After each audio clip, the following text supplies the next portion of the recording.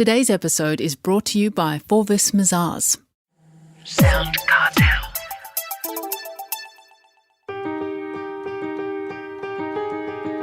From SoundCartel, I'm Nicole Goodman, and this is Business Essentials Daily.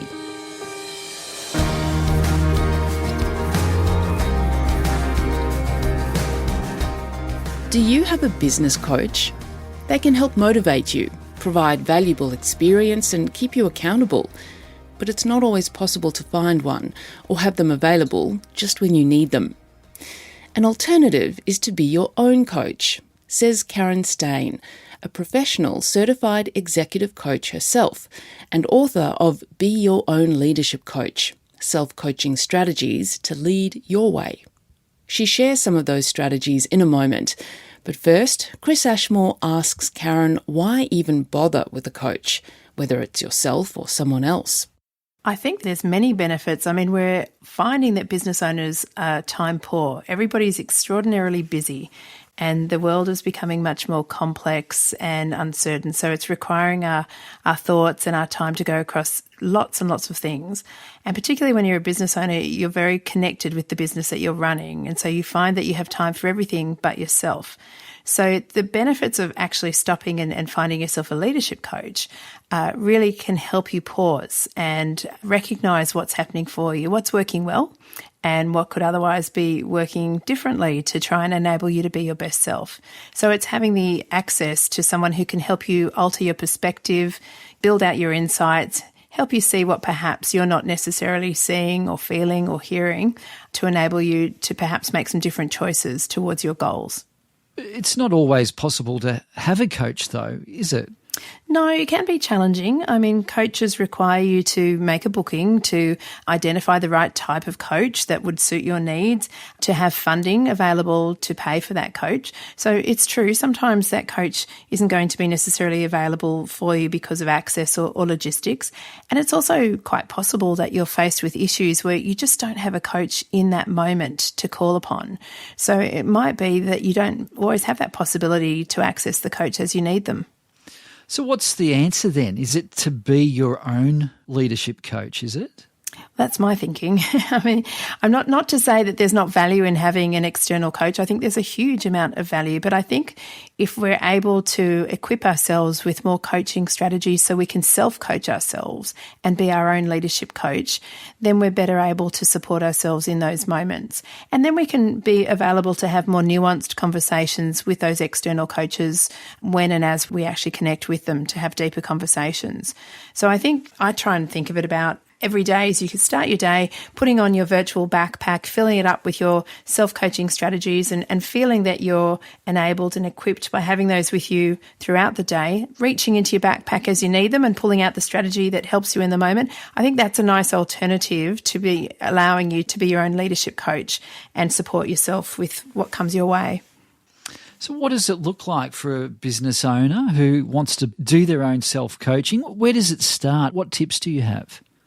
I think the first time is recognising it takes a little bit of time to learn some strategies. And as I mentioned earlier, everybody's very busy. So I think the first tip would be just stopping and pausing and recognising that the more that you focus on yourself to be your best self, the greater the ease you'll have of being your best self as you lead others. So if you actually make some time for personal reflection, some time to ask yourself some reflective questions, to notice what's working well for you, perhaps what's not, to try and identify maybe some patterns of behaviours or maybe some assumptions or biases that you're carrying and stop and test those to understand whether or not they're actually true. The more you do that, the more you'll be able to start making some more informed decisions through access to information. And when we're short of time, the easiest thing to do is say, yeah, I'll do it later. And so if you're actually very determined and you actually put something in your diary, once a week, I call it joining the 1% club. And so if you think about the number of waking hours you have in a week, we typically sleep 8 hours a night. So we're left with about 112 waking hours. If you take just 1 hour, which is actually less than 1%, but I like to round it up. If you take that 1 hour and join that 1% club where you devote that 1 hour to you so that you can actually stop to pause, to reflect, and to enable yourself to self-coach and notice more of yourself, you're going to find that you can make quite a big difference to the way that you lead, the way that you run your business, and also the way that you improve your well-being. How do you know if you're actually a good leader?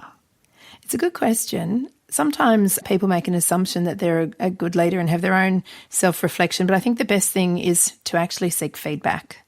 And so the more that we have insights about what is our impact, is that impact something that is enduring in our absence? Are people feeling motivated, inspired and engaged when I've left the room, or are they feeling otherwise? So if I can find some trusted people, some trusted colleagues or teammates and seek some feedback as to what they're finding of my leadership style, how is it impactful, how could it be improved, what's working well and what could I perhaps do differently, I think that's going to help me. Also, reflecting on how you're growing others is really important as a leader, because leadership shouldn't just be about self-leadership. It should also be about what's the impact on how you're leading others. And so if I'm leading with my team in mind and my intention is to try and be in support of my team, I should be able to see that my team is become much more empowered and enabled and engaged and motivated. And perhaps they're also providing discretionary effort towards some of the goals that we have in common. If I can start to notice that, that might actually reflect in my leadership. So I'll recognise that they're no longer fully reliant on me. They don't need me to inform and push them to do everything. They actually have been coached and mentored and really developed and grown so that they too can lead with me. And I think that makes a good leader. Well, you mentioned motivation there, and it's easy to get stuck in a rut. How does a business owner stay motivated? It can be quite challenging, particularly when you've got so many external forces at play. The main thing is to really come back to why you're doing it. If you come back to your purpose, it's so much easier to recognise why it matters to you and why you matter. And when we know why we matter, we feel of significance, we feel of worth, we feel that we're of value and we're also adding value. And if I can recognise those circumstances where I do feel that I matter, I'm much more likely to be motivated to continue with my goals. If my goals are externally motivated, for instance, if I'm in a business and I have a customer who's insisting I supply something and it's very challenging for me to do so and I don't feel particularly engaged towards that goal, I might want to think about my mindset. How do I alter my mindset away from something where somebody's told me I must do something to something that maybe I should do because it's probably in the best interests of the business relationship? Maybe it's something I'd even like to do because it's my speciality and I'm really proud of the work that we do or the products that we design and develop and sell. And maybe at some point I might even love doing it. So it's about how do I alter my mindset from that external motivation to something that's much more intrinsic to me. And tapping into your purpose, or some people call it your why, can actually help you come back to that understanding of why you matter and what are the problems that you're there to solve and why are you significant in solving them. Any final thoughts on being a leadership coach? Well, I think the main thing is when you're looking at being your own leadership coach is practice and try and extend yourself to learn further strategies by stopping to notice of yourself. What's your leadership impact?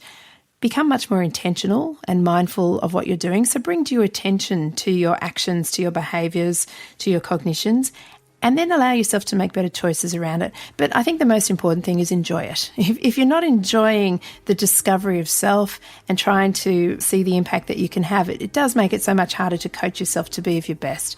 So the more that we can enjoy things, the greater our well-being. And I think really that's what life's all about, is having a much more positive impact on ourselves and also on others.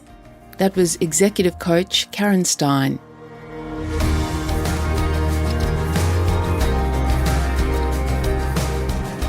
This episode of Business Essentials Daily is produced by the team at SoundCartel. Thanks for listening. I'm Nicole Goodman. We'll bring you more Be Daily tomorrow. Follow @BE Daily Podcast across social media and head to bedaily.com.au for more from the Business Essentials Daily podcast. SoundCartel. This episode was brought to you by Forvis Mazars. To find out more, visit forvismazars.com/au. That's FORVISMAZARS.com/AU.